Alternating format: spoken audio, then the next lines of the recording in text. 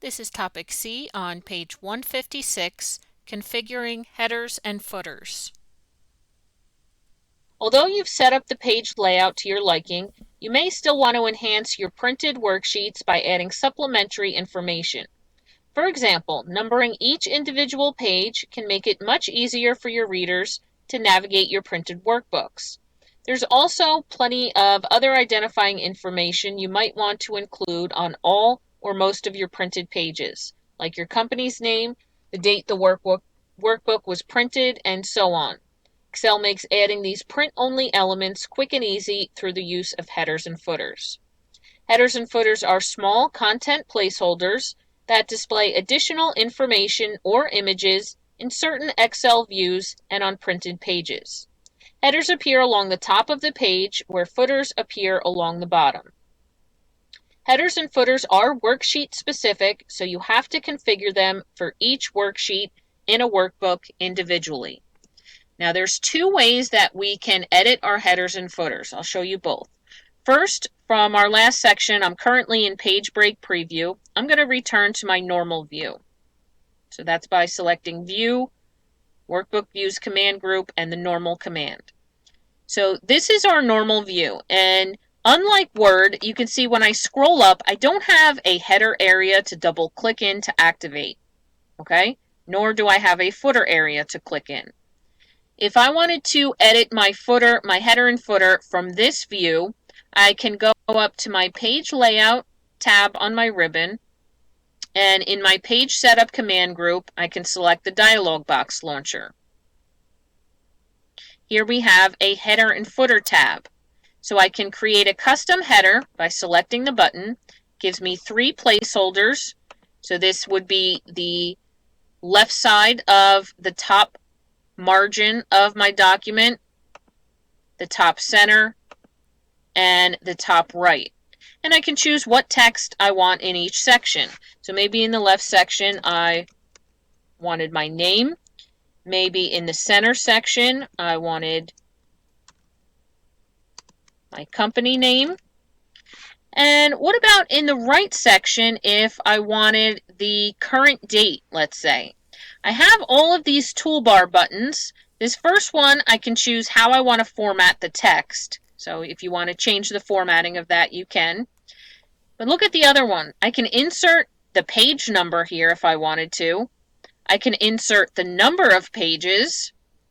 Here I can insert the date. And all of these are field codes.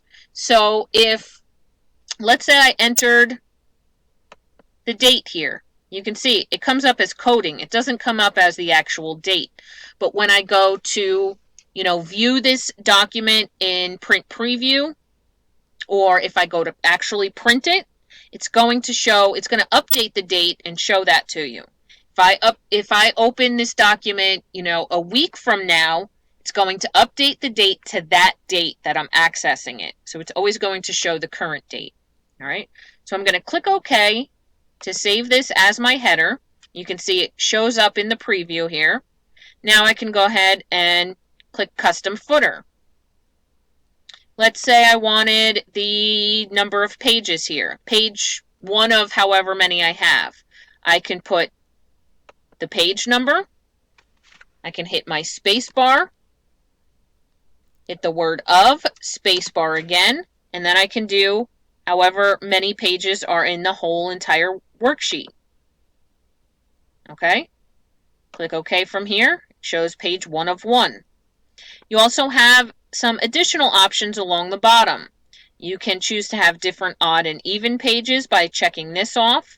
We can have a different first page. Maybe we don't want it displayed on the first page. You can scale it with the document, and you can align it with your page margins. You can see I can access my print preview directly from this dialog box. If I click on this, it's like hitting File and Print. Give it a second to update here. You can see I have my name, company. You can see the actual date is displayed, not the field codes. I can zoom in here if you need me to.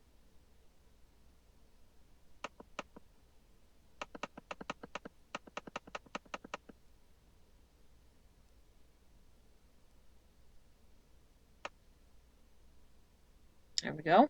You can see the date has been updated. And if I move to the bottom of the page, you can see I'm on page 1 of 3. I have 3 total pages in here. And as I scroll to the next page, it updates for me. Page 2 of 3 and page 3 of 3. All right, so that is one way that we can edit our headers and footers.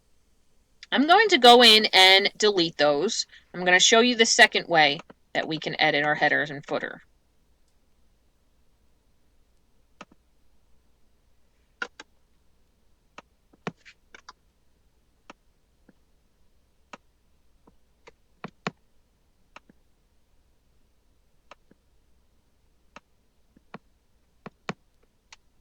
Okay, so everything's cleared now. I'm going to click OK. If I go to my print preview,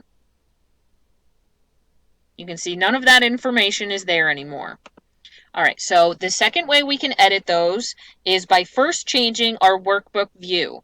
And to do that, I go to my View tab, and in my Workbook Views command group, I'm going to switch to Page Layout View. And this view displays your worksheets as they would print on separate pages based on your current print settings. The page layout view displays all header and footer placeholders, which enables you to graphically create, edit, and delete your headers and footers. If I scroll up, you can see it kind of shows the margin area. It shows the actual printed page. You can see the edge of the paper, your margin area, and then along the top I have the text here, add header. And when I hover over that, I'm going to zoom out just a tiny bit here. When I hover over that, you can see I have 3 different boxes here. So those are like those boxes that were in the header and footer dialog box that I just went through. So the same thing I did earlier, I put my name in the left-hand box. Then I can click here in the center box. You know, this is just example text here. Obviously, you can add whatever you want in here. And then in the right one, remember I used that button to insert the current date.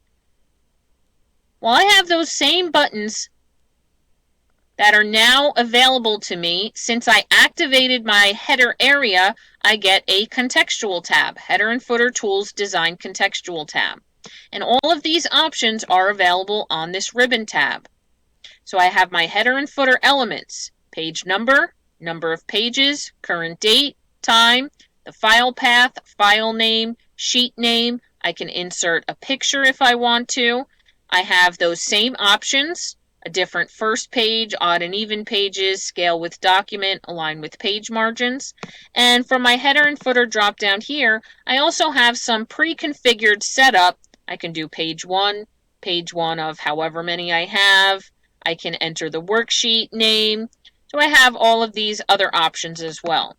So if I wanted to put my current date here, I just want to first choose my placeholder to the right, and then on that contextual tab, current date, and you can see it enters the coding. Now I want to jump to my footer area. I don't even have to scroll. On my Header and Footer Tools Design Contextual tab in the Navigation command group, I can click Go to Footer, and you can see drops me down to the bottom of the page where I can edit my footer area. I could click into the middle area here. Now, when I did it the first time, I did my first page number button, then I put space of space and did number of pages. Well, in my footer drop down, I already have that set up right here. So I can just click on that and it will add that text for me. I don't know why, there it goes. Took it a second to update. So now when I go to my print preview screen, that same exact setup that I had earlier, I created in my page layout view as well. So my 3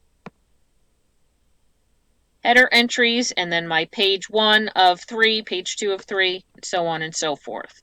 All right. So those are your 2 ways to edit your header and footers from the Page Setup dialog box launcher or from your page layout view, workbook view on your View tab. All right.